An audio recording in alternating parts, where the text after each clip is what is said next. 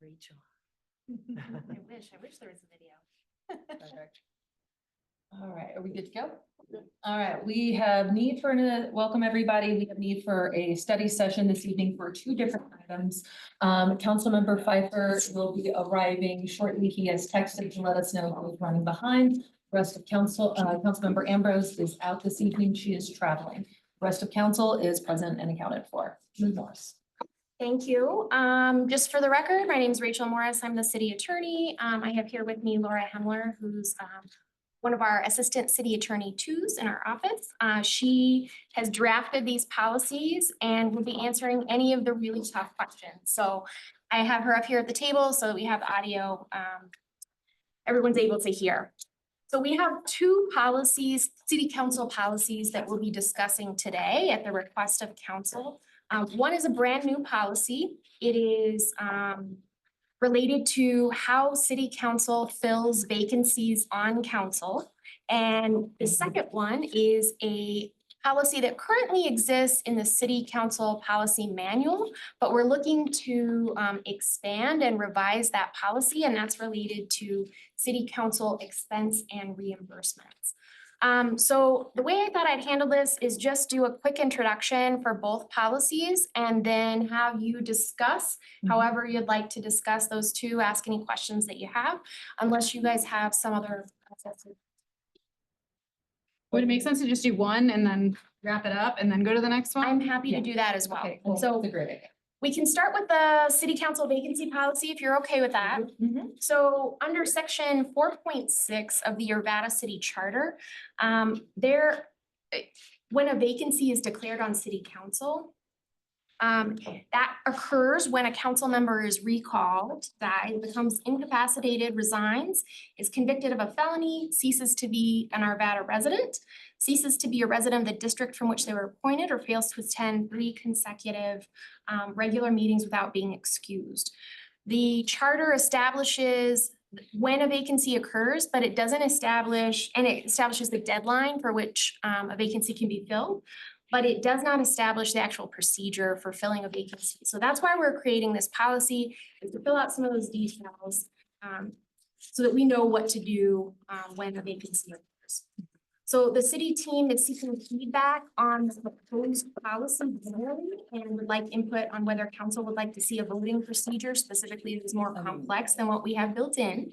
So we're open to thoughts on that, but also open to thoughts on any other aspect of this policy. So any questions? Yes. Thank you. And it was very thorough. I did read through it. I had the same question as Councilmember Ambrose. So if you are a current sitting member of council and you accept a position at another municipality, are you disqualified from being on city council at that point, or can you fulfill your obligation and then after that you can't run again? So when we look at that provision of the charter, that's under section 4.3. And so what it says under section 4.3 is that a sitting council member can't both be an employee of this city or any other municipality and also on council. But it doesn't include that particular prohibition on the vacancy section in 4.6. So the question that I had received prior to the study session from Councilmember Ambrose, who wasn't able to be here today, was what happens if you have a sitting council member who is then employed during the course of their term by this city or another city. And so generally under the charter, how we've handled this in the past is that it's our opinion from a legal perspective that it requires the resignation. And then once that council member resigns, then that triggers the vacancy under section 4.6. So a council member being employed at another municipality won't automatically result in a vacancy, but since them holding that employment in another city is a violation of the charter, it would require their resignation, which then goes to that vacancy. So Unless they were to take some kind of action against the policy itself. It's unconstitutional. yeah, they could do that. They could do that. And the city or they could refuse to resign and the city could take action to enforce the charter provision. So one of two ways it could end up in court. We could battle out Yeah. whether or not that's a provision that is enforceable. Okay. Good to know. Thank you so much. Any other questions about the vacancy policy and the process that's outlined there? I haven't had a very specific question about the criteria chart thing Okay. that to be filled out by council. So there was, and I'm sorry, I don't have it up in front of me, but there, like the very first item was the requirement of being a resident longer than a year, correct? And the criteria is a rating of 1 to 10.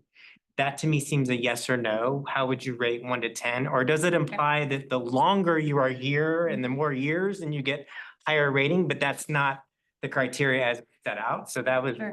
why, I mean, everything else seems like it would make sense that you would have more of 1 to 10. subjective ratings, but that one is a yes or no. Yeah. So. What are everyone's thoughts on that? Because we can set it up however council wants us to set it up. If you want to weight more heavily when someone has lived here longer, we can do that with a 1 to 10, or we can have it as more of a binary choice, yes or no. Binary. I'm always curious on how many years a council member has lived in Arvada. And if that would weight, I don't know, but it could be binary, yes or no, with with another answer for how many years, the longevity of that person. Yeah. So that they understand maybe the more subtleties of Arvada issues and some of the history. Randy, John, do you have thoughts? I mean, I'm fine with it being a binary or even not on the sheet, because it seems to me the requirement is you need to be here. And so if someone doesn't meet that requirement, then we wouldn't further evaluate. Them. Right. So I'm feeling like it doesn't even need to be part of the criteria. Because you're looking for a score and that kind of thing. So my suggestion is actually to take it off of the score sheet. And then if someone doesn't meet that, then we wouldn't further evaluate them. I like that. I mean, to me, it's a binary yes, no, and ultimately the voters will take into account this person's familiarity if they decide to run for the seat, so. Okay, we can do that. I Any oth- noticed none of the variables mentioned like vacating because assuming other office. Is it important to add that as an option, or because right now all I'm hearing is you would just resign if you're going somewhere else? Correct. What our policy refers to is under 4.6 is the resignation. So we don't specifically say anything about that. There's also another provision under 4.3.4 about holding simultaneous elected office. So I think it's 4.3.4 about holding simultaneous elected office, and then also the employment, the municipal employment. So we can put a section in the policy that describes what I've told you today, and that we would interpret that to require resignation, which would then implicate the process under the policy under 4.6. Okay. And then I guess then the question, if we want to make a policy around this, or the answer can really be that person's best judgment. If upon winning an election for another office, is there a time by which this person must resign? Is it upon swearing in? Is it upon, Winning the election, Right. 7 days, 14 days after the election? Or do we just want to let it be that person's best judgment anytime prior to swearing in? I had assumed that I would be in this role until I started my new role. Okay. But I don't think everyone assumes that, but that was my assumption. That you're serving until your next role. So, Aaron, Randy, do y'all have thoughts on that? I mean, I think it should be clearly articulated, Yeah. whatever it agree. is. I don't know if I have opinion on what it is necessarily. I mean, I guess that makes sense to me that you would, upon swearing in your new role, then you would automatically resign and vacate. But I think that needs to be articulated more clearly. Agreed. Yeah. That's not to say that we can't look for other. Yeah. Like the replacement in that time. Can we do that? Because I know some I thought cities there- have the. You have to have the problem. resignation before we Yeah. do the Uh-huh. process, right? Yeah, So I could resign with an effective date of January 1, And then that gives the opening for you all to search for someone. That Yeah. seems like an HR. Under the current draft policy, what it says is the city clerk must declare a vacancy and initiate the process for filling the vacancy upon receipt of sufficient notice and documentation of the following events from a council member, mayor, or their representative. So resignation, recall, death, felony conviction, non-residency within the city. And then there's others that council has to declare. What I would say is if I'm looking at this from a process perspective, the holding simultaneous elected offices, once you know that in the future you will be holding a simultaneous elected office, I think you can give notice of your resignation by Mhm. X date. Mhm. And then once the city clerk receives that notice of resignation, we could start the process, but your position wouldn't be replaced until you actually resign. Okay, Perfect. perfect. That makes sense to me. Great. And is she allowed to participate in the appointment process? We have that outlined. That's a good question. We don't have that outlined. We could put a section in there on that topic. There would be no conflict of interest in doing so. Okay. Just because there's no, unless we're looking to appoint someone like, council member Frey's husband or something like that. There has to be a personal interest in it, but since this is Mhm. something that everyone has an interest in, Mhm. she's welcome to participate. Okay. I think that's a bad idea. That's a really bad idea. Okay. You look at that from a voter's perspective, appointments are always difficult anyway. And someone picking their own replacement is really bad form. And I would, the way it worked when in 2013, when Zenzinger resigned was, she resigned and no longer was on the council. And we started the process to appoint a replacement. And so it was a clean deal. In this case, I would recommend the city do the same. That if Lisa's successful in this election, she needs to pick when she resigns. It's got to be before she takes the next elective office. And after she resigns, then the city can start the process for appointing somebody new, and somebody who's resigned should not be picking their replacement. I Under think any that circumstances. there's a gap in which that's one less representative That's for correct. us. And I think that's unfortunate for the citizens to have to experience. And that's why I was planning on staying through December, because I wanted to make sure that I was doing my job as a representative, as like a 7-member body. I'm only one vote, so I can't make the decision of my replacement. I understand that, but I think it's 45 days of one of 7 being gone is pretty minor compared to the appearance of impropriety of someone picking their own replacement. Erin, you have a point? Yeah, after the election, it looks like we only have like 5 meetings. And Before it's January. Yeah, and it's during the holidays. Yeah. So I don't think, and I'm not looking forward forecasting, not seeing a lot of big decisions being made. Mhm. I align with John here in that when you resign and give a date, the city generally cannot start even searching for your replacement until you leave.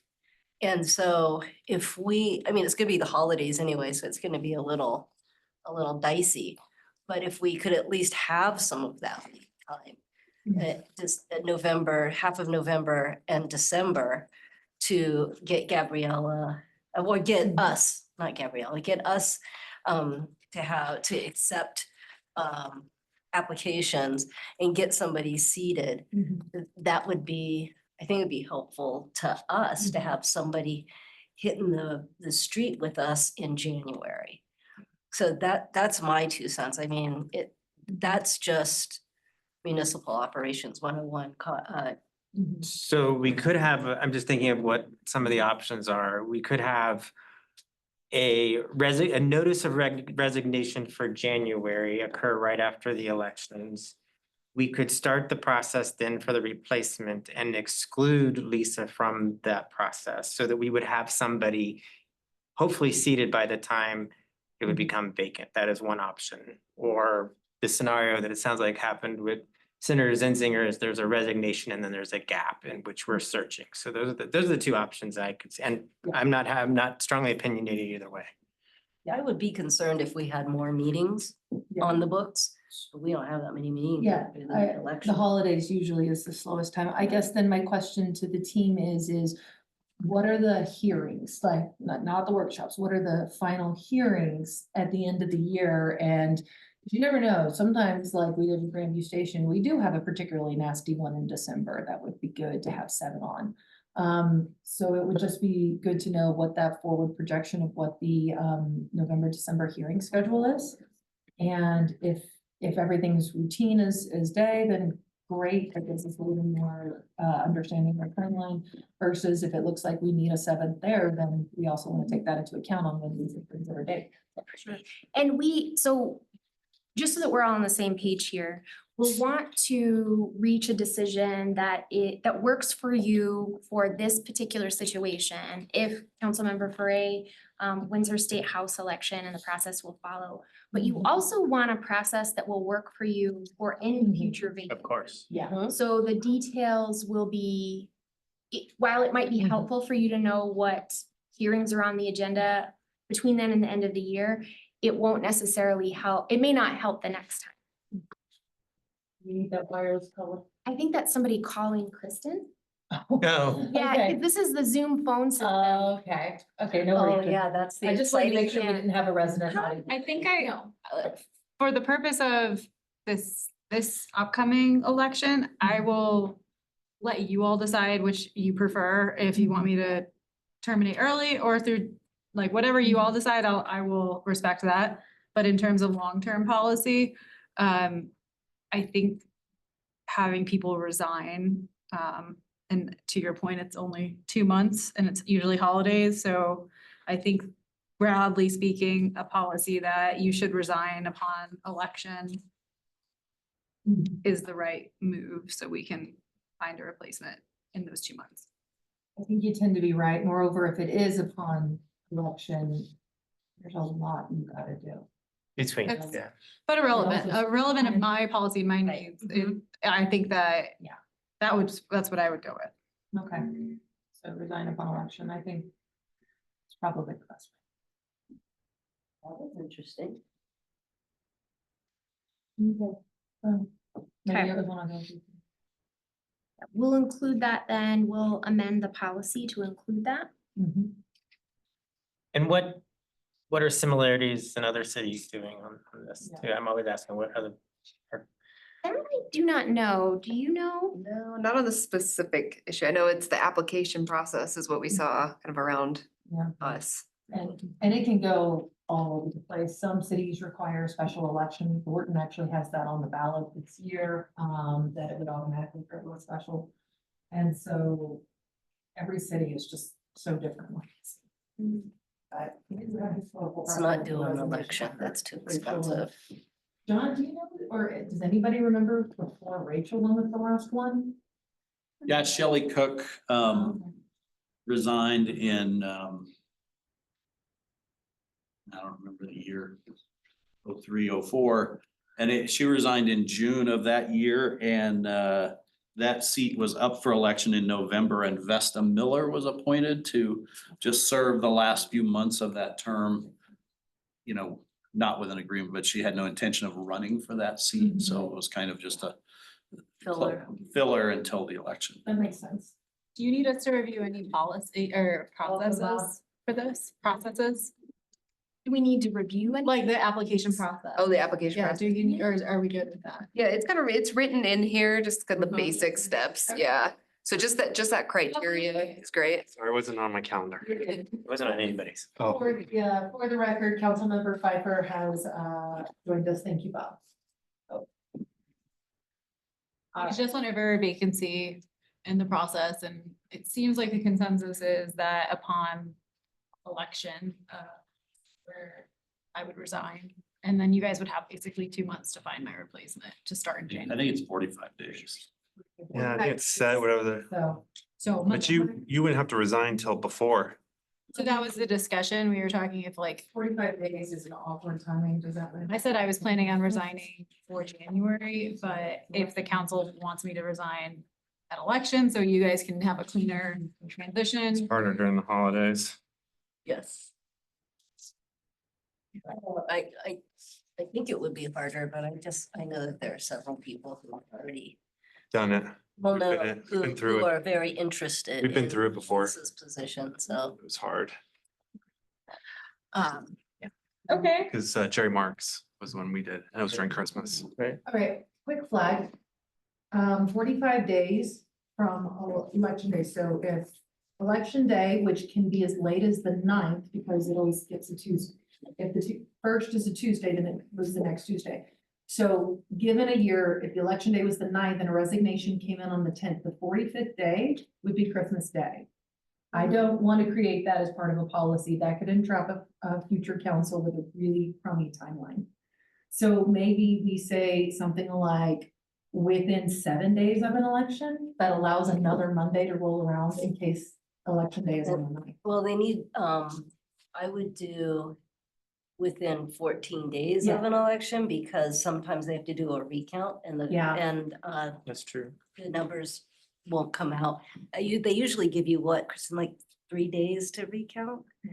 And, Provisional ballots don't come in for a week after. yeah, so, that, so recounts are after that. right, so, They could be within 14 days of date, of declaration of a winner. right. Like if it goes to a recount, then it's just stretching. If she wins clearly out of hand, then we have no problem, but if it's gonna be close and they ask for a recount, they don't have one. And like Kristen said, we have mail-in ballots, there's, And recounts are only done at 100%. right, okay. To avoid that, you could go back to the idea of having someone resign before they're swearing in for their next position. That would give you plenty of time to count out the 45 days. And then we just write into the policy that the person who's vacating their position, who's creating the vacancy, does not participate in the vacancy filling process. So that would account for everyone's concerns and also give you a good timeline. Yeah, I appreciate that. Then we can adjust the timeline based off of if there is a hearing that needs to be done that's coming in mid-November, or if there's an awkward set of dates, we make sure we don't accidentally land that 45th day on December 25th. Just so you know, when this happened in 2013, we had 30 days Yeah. to do it, not 45. And I think you participated in the, or Lisa Yeah, did at and least, the chart. in the charter commission where we debated that issue about making it 60 days or 45 days or whatever. Okay. Mhm. 30 days was tight, but 45 days is not tight. And there's nothing that says you have to use on the 45th day. Yeah. You have to do it Within 45 Mhm, days. with him, So it doesn't mean that if the 45th day falls on Christmas, you have to wait till Christmas to try to appoint somebody new to Right. council. You just have to get it done by then. Yeah. And I think 45 days is ample, plenty to do it. I mean, you have to get right on it and do it, but it's ample and plenty to do. And within, where elections fall, most of the time means you'll be complete by December 20th, 18th, 19th, 20th. You'd be complete before then, which to me seems like a pretty good time to do it. I think that's far better than waiting and then stretching that 45 days into January or February. Doesn't seem to make any sense to me. And does this, and the 45 days, is that us making a selection, or is that us actually swearing someone in and seating them? Let me look at the charter language. Because I'm just looking at that Christmas week for this year, and which would reasonably apply to most years. The 23rd is the Monday, and we would typically be off the 23rd and 30th. That would leave a swearing in date on the 16th. This one's just a little different because Lisa didn't die suddenly and she didn't resign suddenly. So we have a little bit of wiggle room. Mhm. People are already aware of a possible vacancy, and so. So here's the charter language on it. It says, in case of a vacancy, the remaining council members shall choose by a majority vote and within 45 days after such vacancy occurs. So it's just chosen, not swearing. So if you can resign the first, and we still have 45 days after, just so we're clear. Yeah, okay, I just wanted to I make. didn't want to do it. I don't know if we should do it parallel, but we Yeah. can. Well, yeah, because that's kind of what I was thinking, is if we did the if we just had to decide and vote by the 16th, we could swear the person in on the 6th. That's easy. I just wanted to make sure it wasn't like we had to have them sworn in and sat.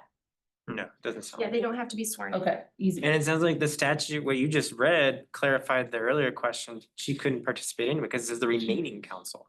Uh-huh. No, Oh, yes, yeah. Correct. Now that you point that out, that is accurate. I mean, if she gives us a resignation, I don't know if we accept it. Is that how we do that? Are you gonna reject it? Could. No, I mean. Then what yeah, happens? leave. Technically, the 45 days doesn't start till she leaves. So if she doesn't leave till the 1st of January, we have until mid-February to get it. You're out sooner Yeah. than that, Bob. You weren't here for The that. 45 days starts when the vacancy is created, and in this case, the vacancy would be created by her resignation. So whatever date she dates her resignation, that would start the The vacancy. date period. of vacating or the date The of, date she says she's going to resign, as a result of. not the last day in there? So, Oh, that's weird. Yeah. yeah, this is something that Councilmember Ambrose had brought up in that holding simultaneous elected offices or being elected to hold Yeah. another office doesn't automatically create a vacancy. So we interpret those provisions together, 4.3 and 4.6, 4.34 and 4.6, to require that someone who's elected to another office, another elected office, to resign. That then kicks in the vacancy process. So if someone hasn't started holding that second office yet, theoretically, they could resign anytime between the date they know that they've been elected and before they've been sworn in. But we can make the policy a little bit more detailed if you'd like. Okay, so just for my own, Cheese. my own awareness and planning, is it the desire of council for me after election, if I succeed, to vacate? I don't want to sound assume. Is that the desire that you guys all want me to be done like that following week, resign within that week? Well, I think I'd like to understand what's on our packets coming up. Yeah, we've already asked. So is there Already asked. anything So aside critical from the between now policy, to the end of I just wanted- December? Just to make sure. I was looking on the agendas in Civic Clerk. I don't see anything yet. Or anything that's controversial that Yeah. create a You 3-3 brought up the vote? Grandview Station, because that happened in mid-December. I was like, if we had something like that coming our way, I'd want the 7, but otherwise, if it's kind of quiet holidays, it would be the best time to try and do this before we get launched into all the work of January, leading up to the strategic retreat in February. I think we might have something on November 4th, but that would be before we move Oh, Storage is that. RV oh, storage. no. Yeah, so that would be before. That's the before, following that's your week. last I one. might resign. I thought we didn't do hearings on the day before election day. That's. Oh, December 5 4th. years. Wait, Yeah. this is Oh, right, December It's 4th? not our election. No, day, you're right. November. Oh, November 4th. Oh, I thought you said December 4th. Proclamation for the. Oh, it is also Yes. November 4th. Oh, awesome. Okay. Yeah, so November. 4th. Yes or no? I haven't not heard anyone say what they want me to do. I say keep you to the last day, but whatever. Thank you. Because it's 7 and it makes it easier on us if we have all 7 here. That's what I thought. Yeah. I'd rather But- see you resign upon your certification of election. Well, But- here's, She's technically not sworn in to any of Fine, that. but I understand. Yeah. If she were to stay through December, it just triggers a whole new 45 in January, February. And then we don't have somebody for the council strategic retreat in early February. That's when we do it as tradition. No, tradition's March. We don't do February. Oh. I don't know why it's February last year, but Fair. it's March. so as I look at the council calendar, so we have no council meeting on the 25th of November. And then Shauna is out with no Zoom for practically the rest of the year. So we would We'll be down have to 5. 5. So we'd have a tiebreak. Well, it wouldn't be a 3-3, it'd be 3-2. So we have an odd number. Yeah, but we'd have an odd number. Yeah. All right. Okay. All right, so November 6th, I think it sounds like. All right. Thank you, Lisa. Oh, when there's, I'm just. are we waiting till they're I certified? know. Are we waiting till it's certified? I- Or- I think we should wait till it's certified. So to make sure we're understanding correctly, council wants us to revise this policy to say that upon certification of the election Yeah, results, certification. Yeah. the person would resign and Yeah. that would create the vacancy. The day of the certified Yeah. results. How long So the does it date take? of resignation is The date of certified results. Date of- How long does certification take? Maybe about a week. Okay. About a week. No, No? for certification of the election, those provisional ballots don't come in. I can't remember how long. It's like another week or two. But it's a little ways out. It's generally later in the month when they do the certification. Okay. Okay. If the margin is wide enough, I can resign. Yeah, I think it's must by certification can be the deadline, is particularly if it's a close one, but. Just say it by. doesn't- Yeah, by. Bye. No later than Okay. something like that. Okay. Does not prevent the option from before. That was painful. Surprise. Oh, Is that the first one? All right, Yeah. so Okay, good, I didn't miss. expense reimbursement. All right, expense I reimbursement. don't use any money, so. As I had indicated before, expense reimbursement, we have an existing policy. It's a relatively short policy. It's been around a while. We just wanted to update and expand on the existing policy. love the So lines. the revised policy provides more detail in the current policy, addresses issuance of a P card, a purchase card to a council member or the mayor, and aligns the approval and expense submission process with our current internal practices. So we're seeking your feedback on those revisions. We want to know if specifically if council would like to see specific parameters on approving travel outside the US. We've got that addressed in there, but we wanted to see if there's anything else that you wanted us to include. So with that, I will hand it off to council for discussion, questions, anything like that. Well, I know when I first got elected, I think I got a P card right out of the gate and I didn't use it, so I gave it back. I was like, what is that? So I mean, whatever. As you look, I haven't used a dime except $50 to the chamber breakfasts, but I do have a So- P card and I think I've used it twice in like 6 months. I don't want a P card. No, I I don't. think you can have a I choice. can have one of yours. Yeah, I agree. It follows the cities. Yeah, if it aligns, Yeah, the P card or the purchase card practices that we've included in the council policy align with those internal practices. So if someone did want one, they would be subject to those same rules. We just, that clarifies it and makes sure that everybody's on the same page related to how council uses those purchase cards. And for council's awareness, I did follow all city policies. I got the manual, I took the test, I did all of it's it. a test. There is a test. There is a test. Not even In a terms tester. of international travel, I think, there are places you can go that's cheaper to travel internationally than our stateside. So aside from the cost, I think the optics might look bad if we're using taxpayer money to go internationally, even though some places are cheaper. I think that would be a hard sell. I could see people being upset about that. But I do think that there's value in learning other cultures and learning other processes. So. I think what it is I don't wanna, it's kind of like what happened with the Costa Rica thing, we discussed it, it was ultimately said no, and that was no, and that was fine.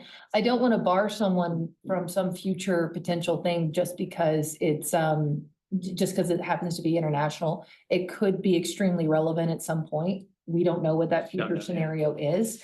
I'd hate to have a city policy that bars a future mayor from being able to do that just because we didn't have that example here. Like, Happy to have it as a discussion, leave it an open Yeah. discussion.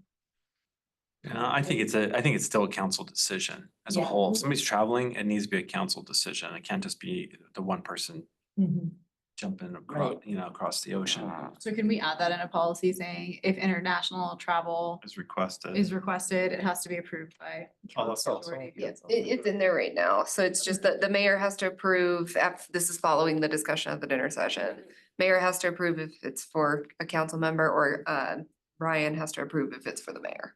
Okay. Otherwise, right now, there's no other restrictions on international travel in the policy. Well, I think we should, no matter who travels, it should be the majority of council, Including the mayor, yeah. including the mayor. Okay, So what we would end up doing under those circumstances is we would put it on a council agenda, because if we need a decision from all of council, we're gonna want that vote as part of a meeting. So we can do that, just as long as everyone's on the same page about that, we can change it and make sure that we have. I'd rather be in the public side because if there is blowback, there was opportunity to Yeah. talk about it. And Yeah. to me, if we do say, yeah, good, go to Belgium or wherever, we have sister cities back in place, then, Right. hey, it was in the public. We Yeah. didn't I like that use idea. taxpayer funds behind curtains. And it would force us to have a very like on the record, a demonstrated whatever that future opportunity is, whether it's Communication. sister cities or whether somebody's presenting at some enormous conference, who knows what it is, then like, here's the justification of why. And any other thoughts or questions? So I know we did have some discussion about whether or not to do specific budgets per council person. And Linda, would you like to give the overview of the amounts that we have budgeted now? In I'm excited. How much money do I get to spend? I emailed you with Yeah. the expenses that you had, through Yes. 2023 and then to date this year. And in that email was an overview. We have a budget that we've always had in place for city council travel, training, mileage reimbursements, those kinds of things, meetings. And it's 30,000 currently. And historically, the practice has been that each council member gets an equal amount with slightly more for the mayor, simply because of the duties and expectations of the mayor to attend certain things beyond and above. So how that's split up with 30,000, it's 4,000 each council member, 6,000 mayor. Okay, I have an idea. If we were to allocate it per council member of $4,000 and someone like Bob, who doesn't spend a dime on anything, at the end of the budget cycle, hear me out, Brian, what if we were allowed to allocate it to whatever place we want in the city with our $4,000? You put to streets. Yeah, that's where I was going. I was gonna, I would. Well, that's your choice, but that's what I'm saying is you have $4,000, you don't spend the $4,000, you as a council member can pick wherever it goes in the city. Well, I mean, it's is kind that of crazy, Jack but with the like, budget? I don't know if I like Brian's face on this, No? he's like, are you serious? Well, indirectly, you do that anyway, so if we have remaining One-time funds. budget at the end of the Mhm. year, we bring it It back to you sweeps. kind of through the Yeah, one-time sweeps, process, that's so. yeah. Goes back to the I mean, general. it's not, you Owned. don't get to pick on your own, you kind of pick as a team. Yeah, Okay. I If think you wanna that's get more granular, you appropriate. certainly Mhm. I could. just thought it could be fun, guys. I just thought that could be a fun thing to do. Well, what, It's fun for us. if we don't use pain in it, the what I ass would for ask them. is it goes to the employee recognition fund. And then See, that's- exactly. If you had your $4,000, you could That's pick where I want that. it to go, because I think we need to invest back into our employees, so. Yeah. If that was something, otherwise it's just swept and put back into whatever, To the right? general, right? So it sounds like you like the idea. Look, I don't wanna say where it goes, I just think it should automatically go back to the employees. Okay, but I just thought it maybe. I could get sidewalks, and that would be like 1/10 of the sidewalks in front of my house. Yeah. They're fine. You don't need sidewalks in front of your house. You're in the new part. I Thought want a it could just be sidewalk. fun. With that, and then some kind of provision that like, yeah, if it's possible, like Bob doesn't travel, if there's like a pot of money and, you know, Randy's already gone to a couple of conferences and but then this amazing one pops up in December, like a way to like, you know. You what? can ask and I might think about it. Yeah, or else- exactly, like, can I help your travel pot? So Maybe. I have a question. So if we go. I'm a little concerned about that. You're not serious, right? No. That we would negotiate amongst ourselves? It's gonna suck your money. Manager's discretion is my idea. So if we go to CML, so it would be up to us to track how much money we spend. Mhm. I don't even balance my. Well, I think the Just have money. what I would ask is if we're gonna go this way, you should plan your whole Right. year of That's conferences and what I was planning getting. so that the team They know knows what what they- to yes. do. That's what I was getting. Because at. if you ask me, are you gonna go to NLC this year? I'm gonna say no. So you know right away, there's a couple thousand that Mhm. you can take out of my. That's a great point, Bob. Yeah. I think That's ideally, exactly Or what I CML. was you getting use at. it as it's intended and plan accordingly for your year. But we should all be turning that in. Because we don't recommend to any of our city teams that if you've got money left over, find a way to spend it real quick at the end of the year. It's just not Like, see a that. good, it's not a smart practice. and You it tell it makes- to the military. It creates, That's a it state creates a practice. level of, They did that in Denver. ooh, let's see what we can save then to Yeah. then buy that piece of equipment that Yeah, we know yeah. isn't accounted for Yeah. already. And it might not be a priority. And it just creates problems. So Agreed. if there is an opportunity, then if council members aren't planning on going to training and others are, and they want to take advantage of, that's what the fund is for. So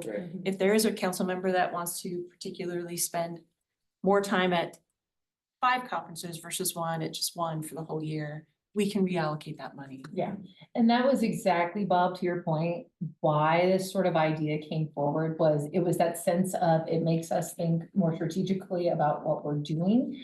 And it was born from when I had all of these offers coming my way, and I was like, I've got to start thinking about this. It's like, if you say yes to everything, it's insane. So, and then I was talking about it with the mayor of Broomfield, who said, oh yeah, we have this policy. And then ironically, Lori had come up with the same idea herself from a different source. So the idea bubbled up organically from, she mentioned it to me and I had already talked to Guyleen about it. So it was just a way of sort of forcing us to plan our years and actually like know where we're gonna be and what commitments we're gonna make. Plenty of flexibility within it. Obviously, if you plan to go into NLC and then you don't, well, okay, but at least you're not just making those decisions on the fly come March.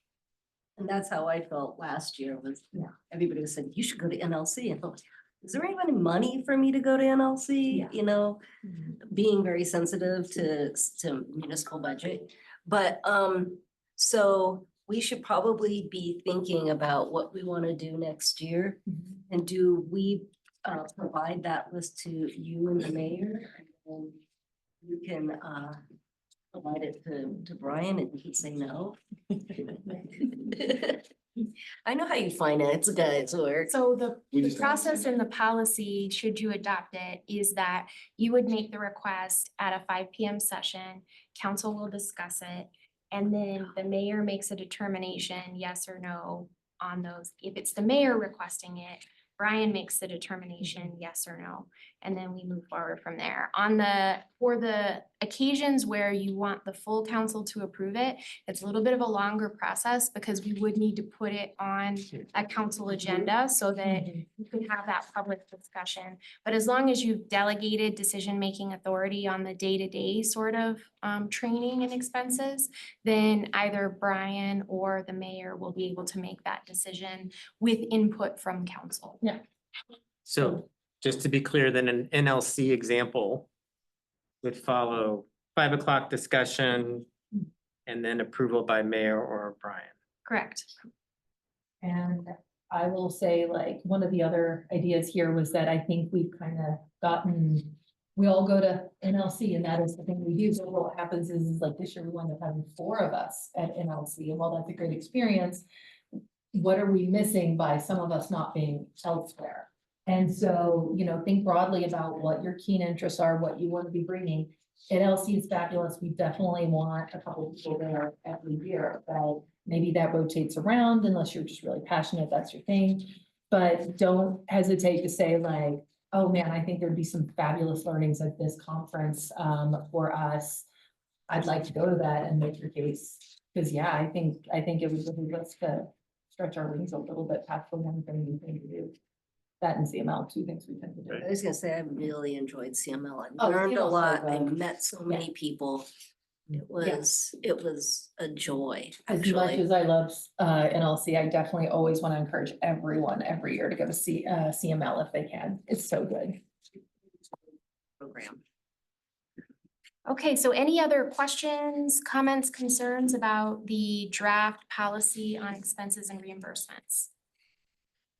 Sorry, I may be a little slow. So the change, the major change we're doing on the allocations is now we're specifically saying everybody gets 4,000, which we were getting before, or? So we've always had a budget, an overall Right. budget. We may not have specifically allocated, I don't know the history of it, but we won't be putting specific amounts in the policy. The reason for that is that we don't want to have to amend the policy every time we make a, difference on inflation or, as you were talking about, Right. or maybe you reallocate some of the funds. We don't want to have to amend the full policy. Sure. But in terms of the history, I'd lean on Linda for that information. Yeah, and that's been just a common Okay. practice to allocate equally amongst the 6 with slightly more for the. So we're just gonna continue that, Yeah. okay. And we never knew budget amounts before, so we always just kind of went to the manager and said, I would like to do this. And I think that's how we got into the routine of we do the 2 things we do.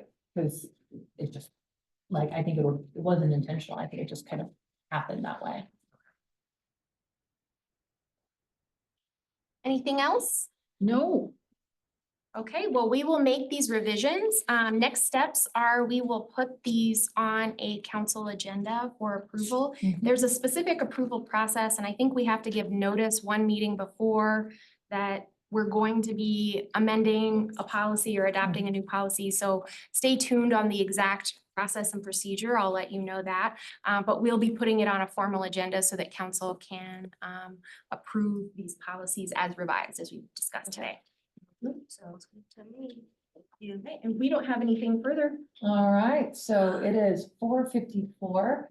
I recommend, we've got a very busy 5 PM, so I recommend bathrooms and dinner before we start our 5 PM. Great job, Rachel and team. I was looking up here. I came across I don't this think so. actually